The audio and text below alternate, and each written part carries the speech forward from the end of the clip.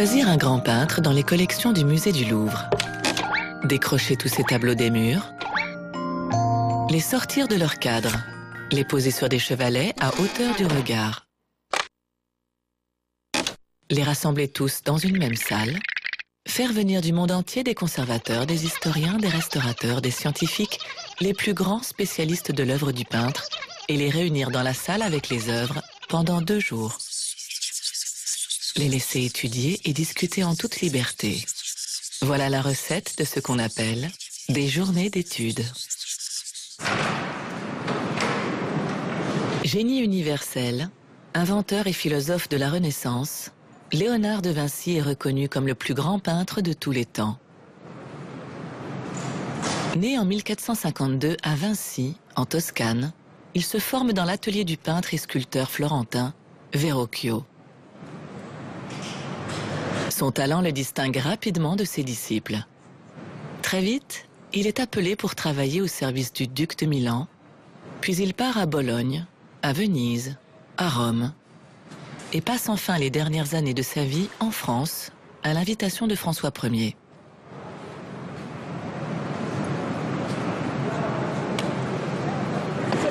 Léonard de Vinci a beaucoup voyagé, beaucoup écrit, beaucoup inventé, mais il a peu peint.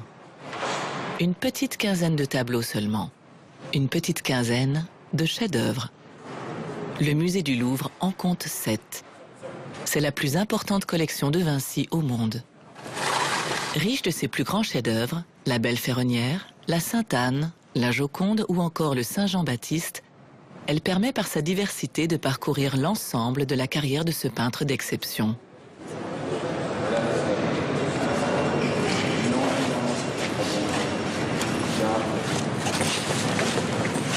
Pour 24 heures seulement, ces tableaux sont déménagés, décadrés et débarrassés de leurs verres protecteurs pour être rassemblés dans une grande salle, comme dans un atelier.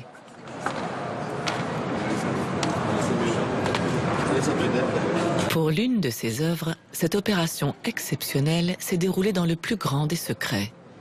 Il est des systèmes de protection qu'il ne vaut mieux pas dévoiler.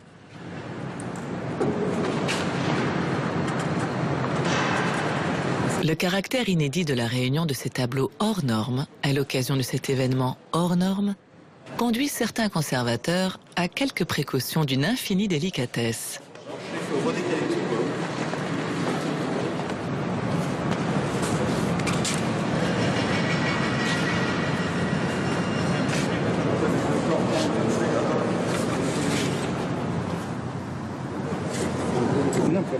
De Florence, de Milan, de Londres, d'Oxford ou de New York, les plus grands spécialistes du peintre sont venus étudier ces tableaux, non pas comme des œuvres qui ont marqué l'histoire de la peinture, mais comme des objets, vieux de 5 siècles, fragiles, altérés, rafistolés.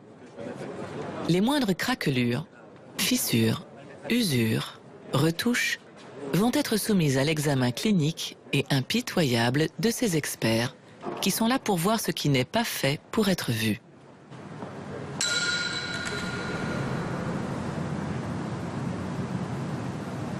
La Belle Ferronnière, portrait de femme qui doit son nom à un autre tableau avec lequel celui de Vinci a été longtemps confondu, fut attribué à différents artistes. On s'accorde aujourd'hui à dire qu'elle est de la main de Léonard de Vinci, même si tous n'en sont pas encore tout à fait convaincus. I studied it carefully, but I didn't know who had done it, really. The problem I have with the painting is that it doesn't have hands. I'm not the first person to observe this. In fact, all of the critics who objected to the Leonardo attribution made this point. And in fact, if we look at the typology of Leonardo's portraits, they all have hands. Leonardo, being Leonardo, couldn't resist putting a little hand in the corner where the sitter holds a sheet of music. Then we have, of course, the marvelous hand in The Lady with the Ermine, and also the Isabella d'Este cartoon, and of course Mona Lisa has hands. So all of Leonardo's portraits have hands. Here, instead of hands, there is this parapet. That's a question that has to be addressed. because it's very clear that for Leonardo, he can see portraits as a kind of union of the face and the hands. L'absence des mains est le principal et fragile argument de ceux qui refusent l'attribution du tableau à Vinci. D'autres, persuadés que c'est une œuvre du maître, sont prêts à voir ou à imaginer ces fameuses mains manquantes cachées derrière le parapet. Io non so se ho le visioni, ma mi sembra di aver visto nelle radiografie e soprattutto nella nuova immagine in positivo, che mi sembra straordinaria, che qualcosa sotto continua sotto al parapetto il panneggio, e addirittura qui c'è una chiazza di chiaro nella preparazione della radiografia, si vede benissimo qui un'aggiunta di materia bianca, c'est-à-dire in corrispondenza delle mani. È stata una cosa straordinaria, ma forse perché ci saranno le mani, no, ma le mani si sarebbero dovute vedere, ma probabilmente c'è un abbozzo. Io credo che il parapetto sia un'invenzione sua. Ma certo, ma di una cosa, ti salta l'occhio subito. Un espediente e poi ti va a cercare quello spazio dietro. Ti va su come la prospettiva del Senato. Esatto. Pour d'autres, ce parapet qui barre brutalement le premier plan est trop rudimentaire pour avoir été exécuté, ni même conçu par Léonard de Vinci. Leonardo was a perfectionist. This seems to be one of the reasons why he finished some of his pictures to an amazing degree and abandoned others at different stages. He seems to have had an idea of how beautiful, how perfect the painting could be in his head. He talks about envisaging it in bed at night. And I think sometimes the challenge of achieving that was too much for him, that he simply couldn't manage to arrive at that perfection that he had visualized. And I think he got frustrated, and I think he sometimes got bored. And so this kind of prickles of boredom and the thorns of self-doubt would attack him at various moments, and I think that was what that was. At that point, occasionally, somebody else would be called in to finish the work.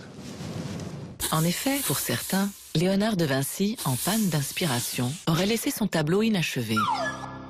D'autres auraient alors tenté de terminer le travail à sa place. Mais peu satisfaits de leur pochade, ils auraient finalement caché leur laborieuse tentative derrière ce parapet.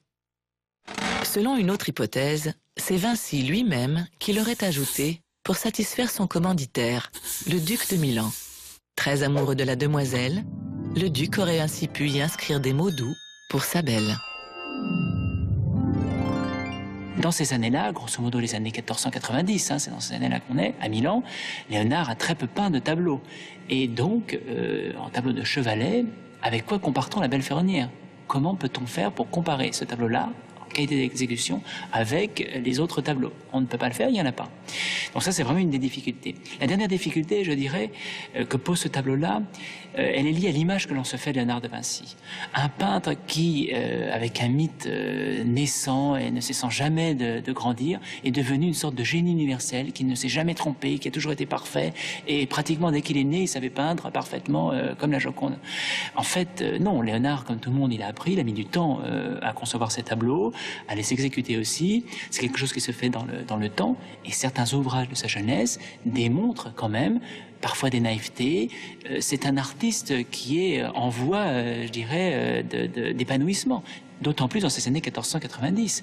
Le sommet vraiment de la carrière picturale de Léonard, ce sont les années 1500, quand il retourne à Florence avec la Joconde, la Sainte-Anne et le Saint-Jean-Baptiste. Là, c'est vrai qu'on atteint une perfection picturale. Mais avant, dans beaucoup de tableaux, on trouve des éléments plus difficiles. Et la belle ferronnière, elle pose ces problèmes-là. Est-ce que Léonard, à cette époque-là, peignait tout exactement, parfaitement? Certaines choses, oui. D'autres, c'est vrai, sont assez confondantes. Je dois dire, le bijou est réalisé avec une rapidité de touche, alors qu'on sait combien Léonard appréciait tous ces éléments d'orfèvrerie, d'ornement. Il était passionné par ces choses-là. It's not the most beautifully painted part of the picture. So did Leonardo delegate it, or did he simply paint it very quickly himself? I suspect it must have been done by him, because it's such an important part of the composition. You need that black line to make the face make sense, and without it, it's not going to fit together as a picture. You don't need it to be very detailed because all it needs to be is a black line. And so perhaps Leonardo was going to go back and work on it more. Perhaps he was happy with it, just in that rather rough, clumsy state. Maladresse assumée ou erreur de jeunesse? Il n'est pas courant de qualifier ainsi la technique picturale du maître. Un autre détail, plutôt curieux, divise les spécialistes. La joue gauche du modèle est soulignée par un étrange reflet coloré qu'apparemment rien ne justifie. Certains y voient une erreur dans le traitement de la lumière, d'autres, une subtilité parfaitement maîtrisée d'une très grande audace. Siamo in presenza di un esperimento di luci e di riflessi colorati. Il fatto che la luce colpisce la spalla sinistra e illumina una guancia che dovrebbe essere in ombra è una cosa sensazionale, è una cosa che io non ho mai visto prima nella pittura. Che anche se c'è un'usura del craquelé e della vernice qui sulla guancia sinistra, io penso che sia voluto, che sia stato fatto apposta per far affiorare probabilmente questa preparazione sotto, dove lei ha trovato ocra e vermiglio e minio. Se questa è confermata come uno stato di conservazione più o meno originario della pittura, questa è una cosa straordinaria, perché è la conferma di un parallelismo con gli anni di esecuzione centrali del Cenacolo. Mais il pourrait aussi s'agir tout simplement d'une retouche, d'un élève plutôt téméraire ou encore de l'intervention d'un des nombreux restaurateurs qui, depuis 5 siècles, aurait, semble-t-il, été très inspiré par la belle ferronnière. Ce tableau a en effet été la victime d'un certain nombre de repeints. L'examen de la chevelure montre qu'il n'y a pas une même main, c'est-à-dire qu'on n'a pas le même niveau de qualité de travail, d'où j'en conclus que par rapport également au problème du parapet, par rapport à un certain nombre de choses qui nous laissent insatisfaits, je pense que Léonard a peut-être laissé ce portrait inachevé qui a été complété à un moment donné. Sono ritocchi quelli che noi imputiamo alla imperfezione e che ti fanno dire non è Leonardo, ma sono i restauri, è la manutenzione progressiva. E poco ritocco fa molto per la denaturazione, specialmente per Leonardo. Et le problème avec les retouches, c'est que certaines se décèlent très facilement, d'autres beaucoup moins. Dans la plupart des cas, les retouches permettent de masquer des lacunes ou des altérations de la couche picturale. Un tableau peut être retouché très peu de temps après son exécution, mais il peut aussi être repris quelques centaines d'années plus tard. Lorsqu'on passe le tableau à la radio, les retouches tardives, faites avec des liants et des pigments qui n'existaient pas du temps du maître, se signalent immédiatement. Les autres passent malheureusement au travers du détecteur de matière étrangère. Rien ne les distingue. Leur appréciation est laissée au jugement subjectif des experts qui ne les voient pas toujours d'un même œil.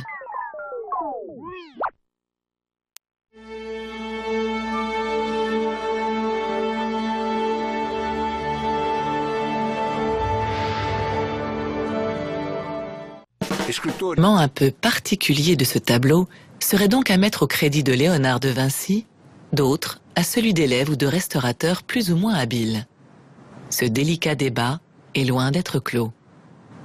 Reste un point sur lequel tout le monde s'accorde, le grand mystère de ce tableau, l'insaisissable regard de la belle. Il est orienté de manière à ce qu'on ait l'impression de pouvoir le croiser. Mais pourtant, c'est impossible. E poi la forza di questa donna che non ci guarda e che ci costringe a girargli intorno come se fosse una scultura, e quindi inizio degli anni 90, quando sta contemporaneamente studiando il monumento equestre, quindi la centralità del dibattito sulla pittura superiore alla scultura, cioè la pittura che in questo caso può superare addirittura la scultura. Her gaze is challenging in some ways. It's not a comfortable picture always to look at, and therefore, in a sense, it's not a sexy picture. Nonetheless, she has a very strong individuality, and that comes from the way that she looks at us.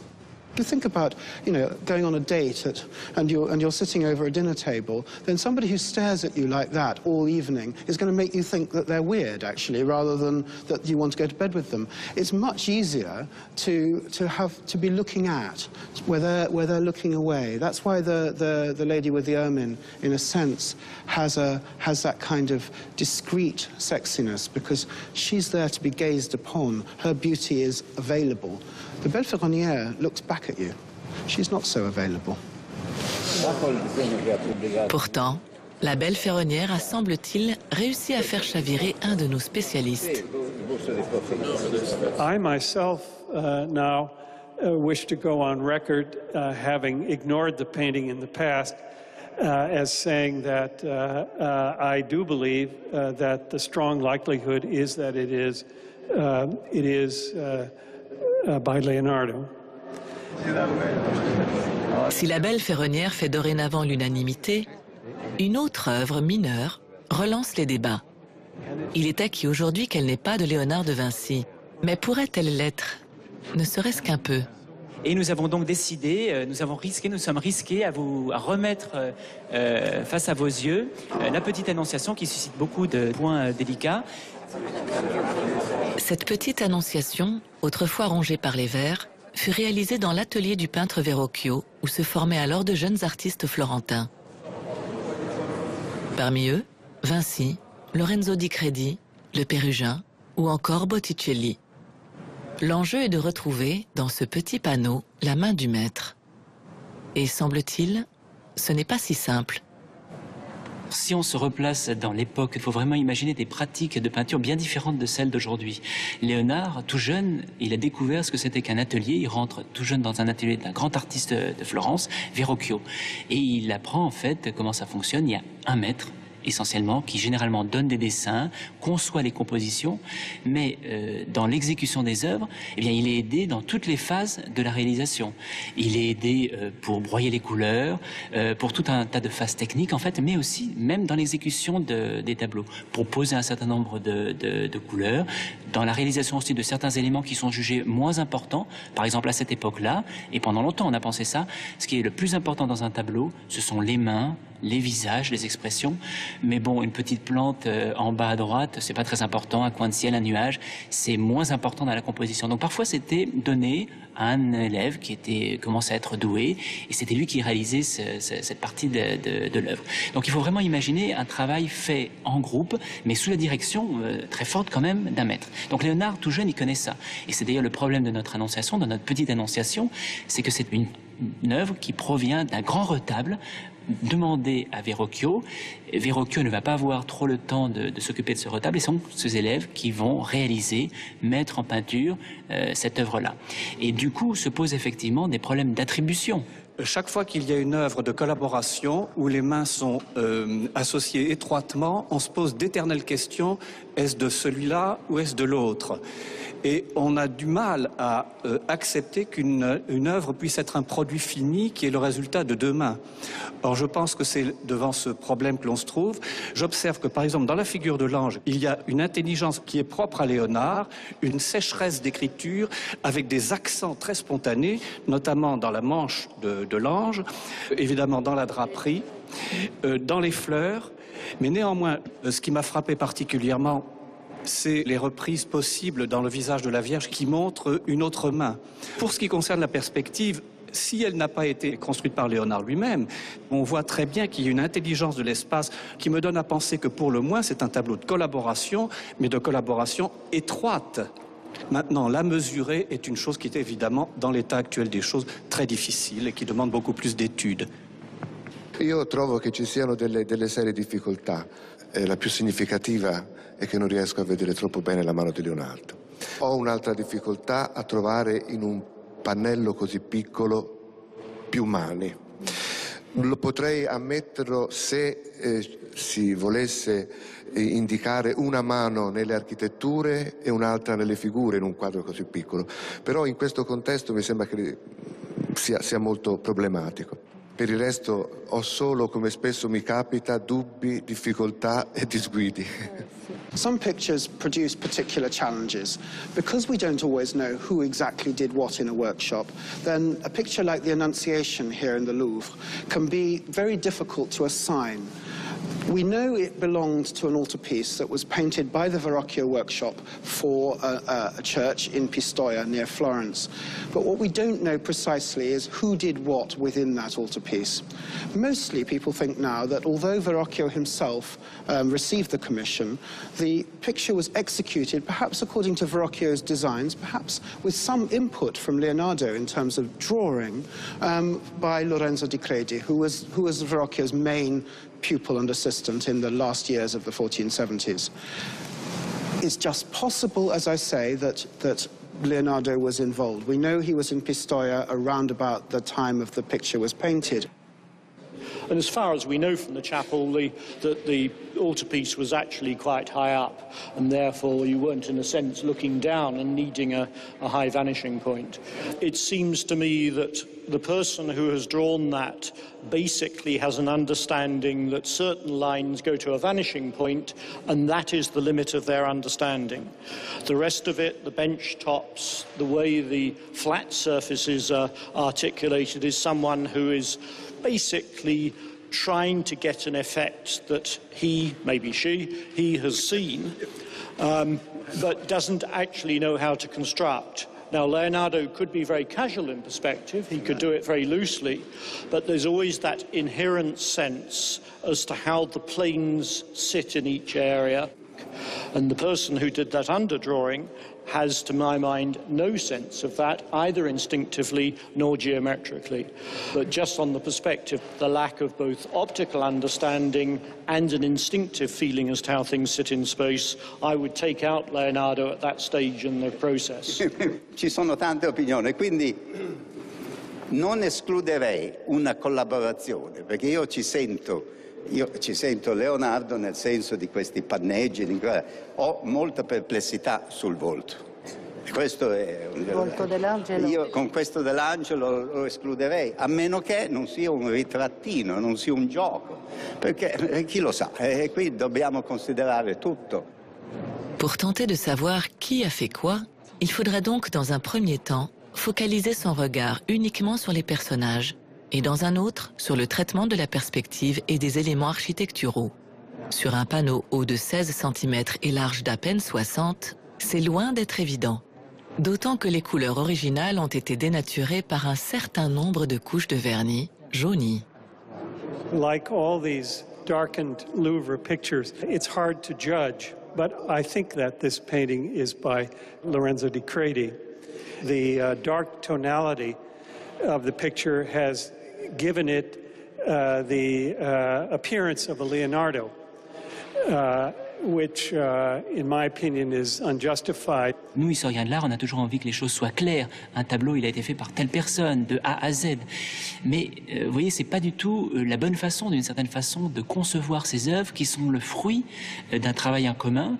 Et c'est un peu le problème de notre Annonciation. C'est une partie un peu secondaire d'un grand retable. Du coup, on peut se poser des questions quant à l'attribution. Bien sûr, Verrocchio a dû jouer un rôle prépondérant, mais derrière, il y a dû y avoir des échanges entre les artistes, Lorenzo di Credi, Léonard. Et est-ce que c'est pas plus intelligent finalement de reconcevoir ces œuvres telles qu'elles ont été conçues à l'époque, c'est-à-dire comme le fruit de ces collaborations, de ces échanges entre ces grands personnages, ces grands artistes? Commandé par une congrégation de sœurs pour une église à Milan, La Vierge au rocher est un des premiers tableaux de Léonard de Vinci. Il représente la scène où la Vierge et Jésus, accompagnés de l'ange Uriel, auraient rencontré le jeune Jean-Baptiste dans une caverne. C'est aujourd'hui un des tableaux dont l'état de conservation est plutôt préoccupant.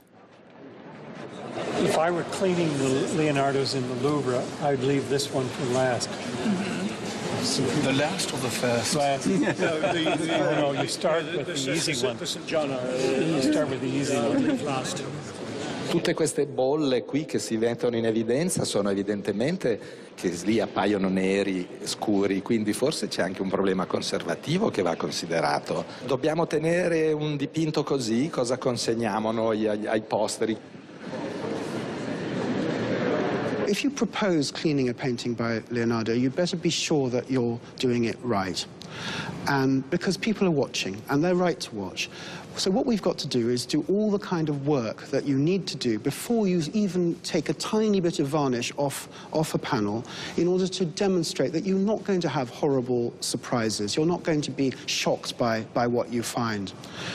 I think when it's Leonardo, because a mythology has arisen about his technique, because people are particularly anxious about pictures that are so familiar, that are so part of our imagination, then there's a nervousness about where do you start, which picture do you start with? And if you have the embarras de richesse that you have here at the Louvre, then which of those paintings are you going to begin with?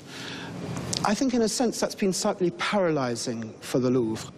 Une partie des problèmes avec les tableaux de Vinci vient du support sur lequel ils ont été peints, le bois. Matériau noble qui a eu longtemps la faveur des artistes, la peinture s'y appliquant mieux que sur une toile. Mais le bois vieillit mal. Il a tendance à se courber, à se fissurer, voire à claquer. Pour sauver le tableau, on a alors eu l'idée d'enlever la peinture de son support d'origine et de la transposer sur une toile. Le défi technique n'est pas sans danger. Dans un premier temps, on applique sur la face du tableau un carton protecteur. On trempe ensuite le revers du panneau dans un bain d'acide qui attaque le support de bois. Il faut ensuite raboter, raboter et raboter encore, mais sans y aller trop fort. La couche picturale n'est pas loin dessous. Une fois le bois éliminé, on applique une toile que l'on repasse pour qu'elle adhère bien. On retourne ensuite le tableau entoilé. On retire le carton protecteur délicatement. Quelques fragments de peinture peuvent parfois y rester collés. Il suffit enfin de masquer d'éventuelles lacunes par une simple retouche.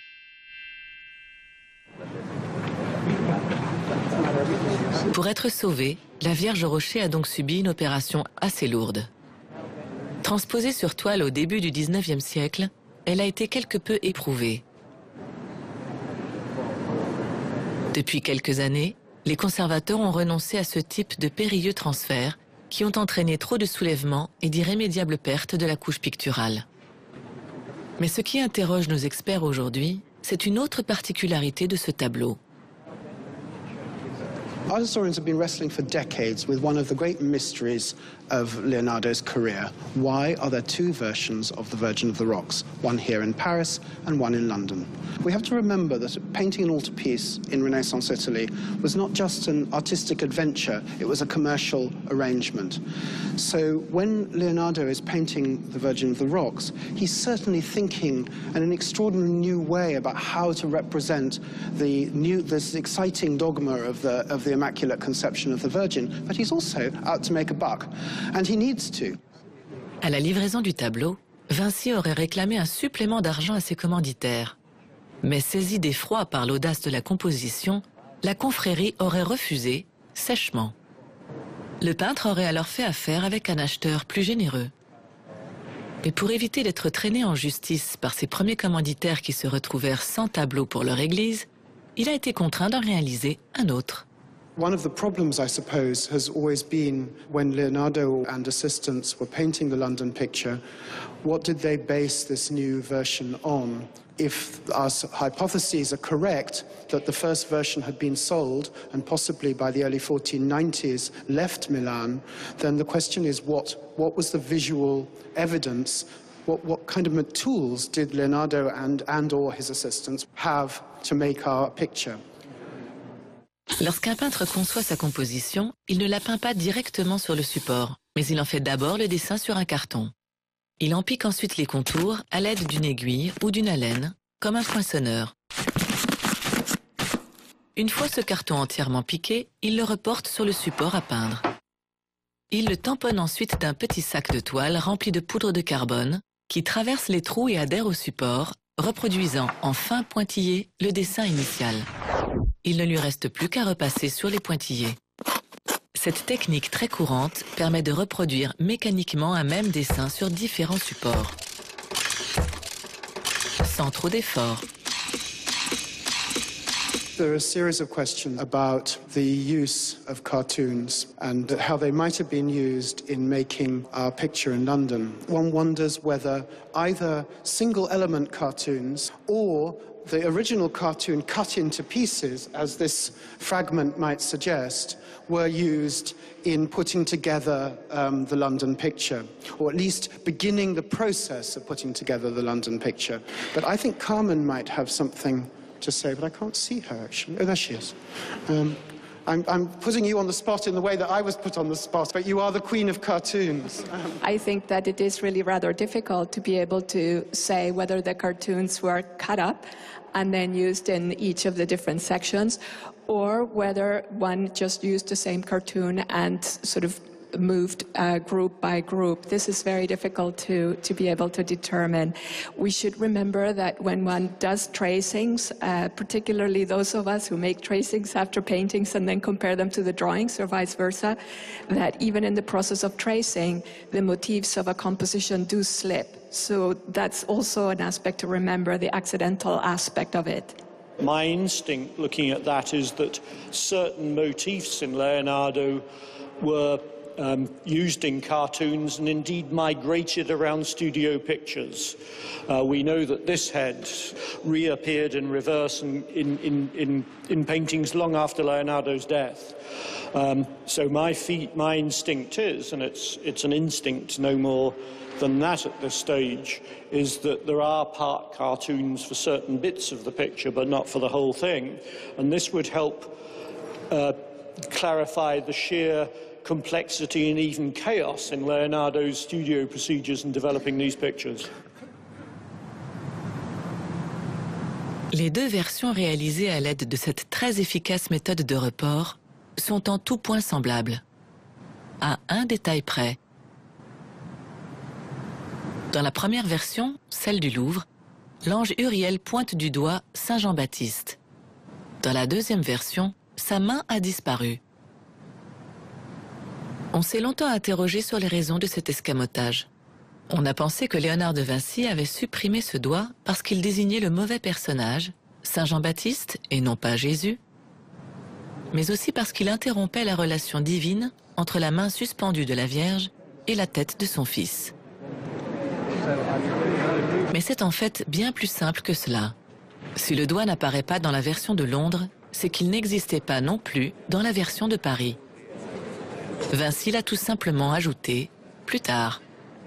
Voici un détail, donc on voit très nettement que la matière est plus fine parce qu'il y a une couche au-dessous et que Léonard a dû reprendre sa composition pour replacer son doigt, en se basant sans doute sur le dessin qui est à Windsor, hein, qui a l'air de coller. Je vois que Luc n'a pas l'air tout à fait d'accord. The surprise, which is vraiment surprise, the addition of the pointing hand is very fascinating from that point of view, because it does now suggest that the drawing for the Louvre, for the London picture, the design for the London picture was based on a preliminary drawing for the angel rather than for the angel as it was painted. Volevo complimentarmi con Motin perché questi ritrovamenti della riflettografia sono straordinari, cioè il fatto anche che qui sia stata messa in evidenza la mano aggiunta dopo cambieranno il nostro concetto su come è stata iniziata la pittura, chi gli abbia suggerito di evidenziare più il San Giovanni Battista che il Cristo, quindi tutto questo apre delle considerazioni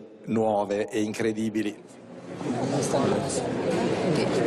5 siècles après, les tableaux du maître sont, semble-t-il, encore loin d'avoir livré tous leurs secrets.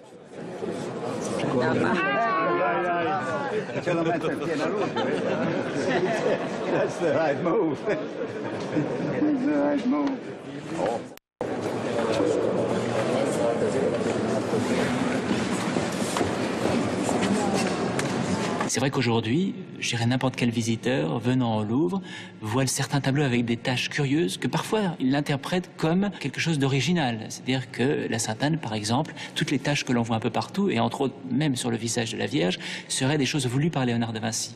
En fait, c'est vrai qu'il faut avoir certaines connaissances pour comprendre que c'est le fruit, malheureusement, du vieillissement des restaurations très anciennes qui ont été faites sur ces tableaux-là.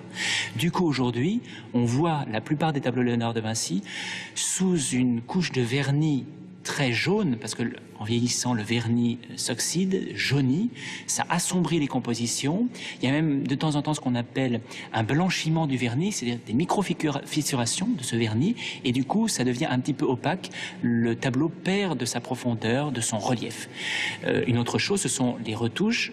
Le temps passant, les tableaux, vous savez, dans la collection de Royal, depuis 500 ans, ils n'étaient pas dans des conditions de conservation aussi bonnes qu'aujourd'hui. Des morceaux de tableaux sont tombés lors d'un déménagement, je ne sais quoi, bon. Et du coup, ils ont été restaurés, retouchés. Quelqu'un est venu, au XVIIe siècle, au XVIIIe siècle, poser un élément de matière nouvelle sur ces tableaux-là, mais qui du coup ne vieillit pas de la même façon que l'original. Du coup, ça crée ce qu'on appelle une tache, un repeint désaccordé en termes techniques entre nous, restaurateurs et conservateurs. Et en vieillissant, ça s'accentue de plus en plus, et on a la Sainte-Anne, un effet de peau de bête, on dirait un léopard, tout le manteau de la Vierge, et c'est vrai que ça rend les tableaux difficilement lisibles, difficilement compréhensibles du grand public. Maintenant, il faut bien être conscient que les œuvres de Léonard de Vinci étant très rares, le Louvre a décidé d'être extrêmement prudent. Je dirais que ça fait grosso modo 150 ans qu'on n'ose pas trop toucher à nos Léonard de Vinci. On préfère les garder d'une certaine façon sous une couche de crasse un petit peu, de restauration vieillie, plutôt que de faire des bêtises. Comme la plupart des tableaux, on ignore tout pendant 300 ans de l'histoire de cette œuvre. C'est quand même quelque chose à toujours garder en mémoire pour essayer de bien comprendre toute la relativité de nos connaissances sur l'état de conservation actuel. Il faut dire aussi que dans les anciens inventaires du Louvre, le tableau est très souvent confondu avec la Vierge Rocher, juste mentionné sous le nom de Sainte Famille. En tout cas, à la fin du XVIIIe siècle, on mentionne qu'il est nettoyé, ce qui signifie sans doute des vernis, ôté les repeints et restauré. Alors, la succession des termes est assez intéressante parce que restaurer veut bien sûr dire ici retoucher. Et en fait, ces opérations ont certainement eu lieu très régulièrement, déjà au cours du XVIe siècle, du XVIIe siècle et du XVIIIe siècle. Ou alors là, il préconise déjà d'aller à la pêche au repain, mais sans dévernir en aucune façon, ce qui est une sorte d'utopie, puisqu'on sait très bien qu'à chaque purification, chaque campagne de retouche, on revernit. Donc en fait, les campagnes de retouche sont prises en sandwich entre les différentes strates de vernis, et que prétendre aller chercher des repeints sans toucher au vernis est une position théorique qui frôle l'utopie. Pour être sauvés, certains tableaux ont subi dans le passé des pratiques de conservation et de restauration plutôt rudimentaires, voire même barbares. Les restaurateurs n'hésitaient pas alors à creuser la fissure d'un support pour y incruster tant bien que mal une rustine de bois, ni même à passer un tableau à la scie, encore moins à décaper les vernis jaunis avec les moyens du bord. Depuis, les méthodes ont bien changé. Avant la moindre intervention physique, les tableaux sont scannés, auscultés, sondés par une batterie d'instruments des plus sophistiqués.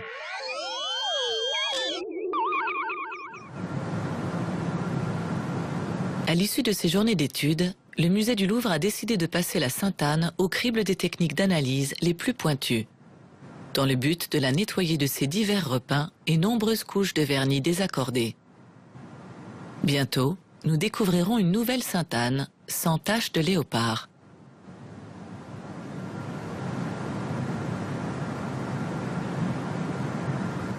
Leonardo was an oil painter, and that's a very important fact about him, because by using oil paint, he could think and rethink a picture. It's a way in which you can apply paint where you can make changes.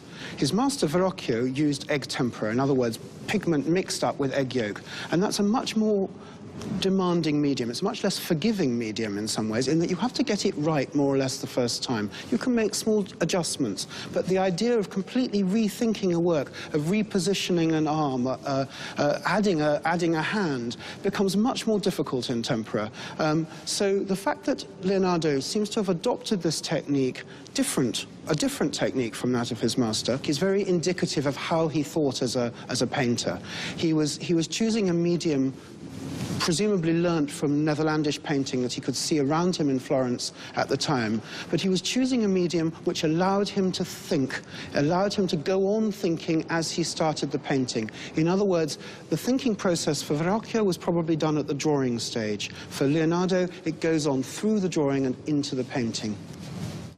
Pour préparer sa palette, le peintre dispose de deux types de recettes. La plus ancienne, dite à la tempera, consiste à mélanger les pigments de couleur à un liant qui peut être soit de l'œuf, du lait de figue, du miel, du jus de persil, du vinaigre ou encore de la cire. Le mélange sèche très vite. Mieux vaut ne pas se tromper. Sinon, il faut tout recommencer. La technique de la peinture à l'huile, elle, est bien plus simple. Il suffit de mélanger les pigments avec de l'huile chaude, qui sèche très lentement. Il faut parfois attendre un siècle. Un délai suffisant pour pouvoir reprendre son tableau à sa guise.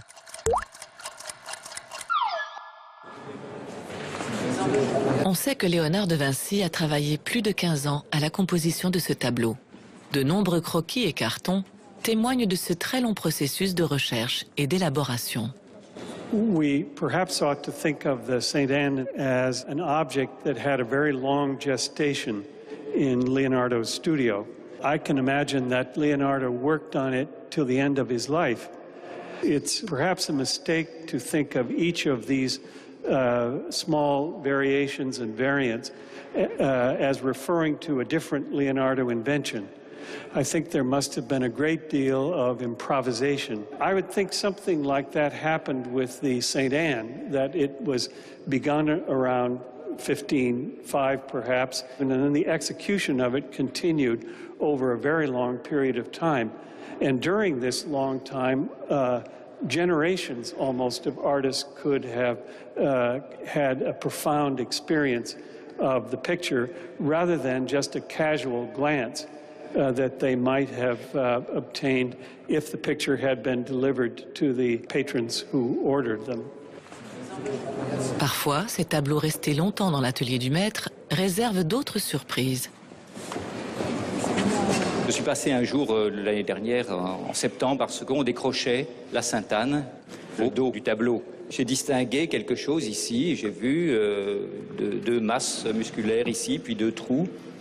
Et puis ça m'a semblé être des naseaux, puis ça m'a semblé être des yeux de chevaux. Et j'ai tout de suite pensé à la bataille d'Anghiari. J'ai prévenu mes collègues qui sont partis d'un grand éclat de rire en disant « Mais non, il n'y a rien, il y a une tache. » En effet, il y a une espèce de tache. De loin, on peut prendre ça pour un cheval, si on veut. Mais enfin, voilà. Je dis « Mais si, regardez de plus près. » Quand on regarde de plus près, eh bien, on voit qu'il y a, en effet, une tête de cheval. Et puis, j'ai vu qu'à côté, il y avait un morceau d'os. Et c'est en fait une moitié de crâne.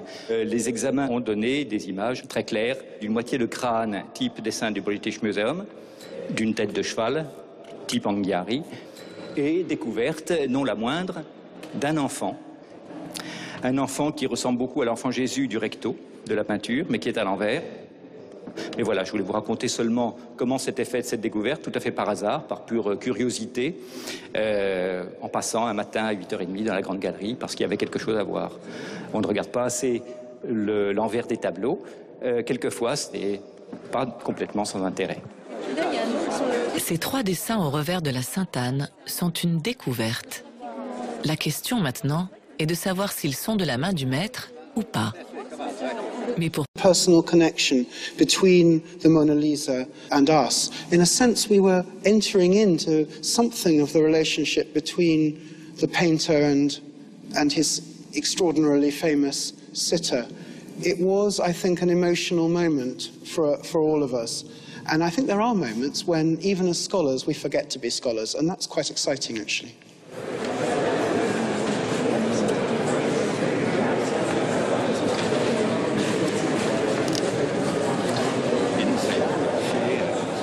c'est vrai qu'à chaque fois qu'on la sort, cette dame, de sa boîte, c'est un moment magique qui fait qu'on est simplement heureux de la voir, de voir cette merveille. Il y a un tableau complètement achevé de Léonard de Vinci, dans sa période où il maîtrisait parfaitement ces passages de l'ombre à la lumière, où l'expression humaine est rendue avec autant de subtilité, ce sourire qui est si énigmatique du coup, parce qu'il est parfait. Il est très difficile à interpréter, il est très humain.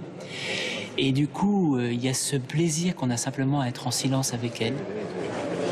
Et je pense que ça invite simplement à la jouissance, en fait, qu'on a à la regarder.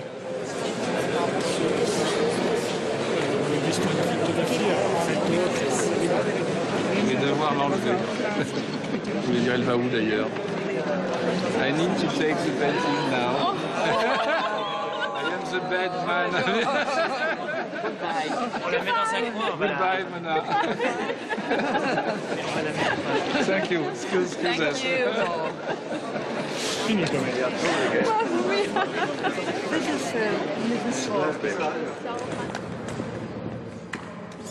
Après cette permission de 24 heures, la Joconde est retournée dans sa boîte et les autres tableaux ont été raccrochés dans la grande galerie.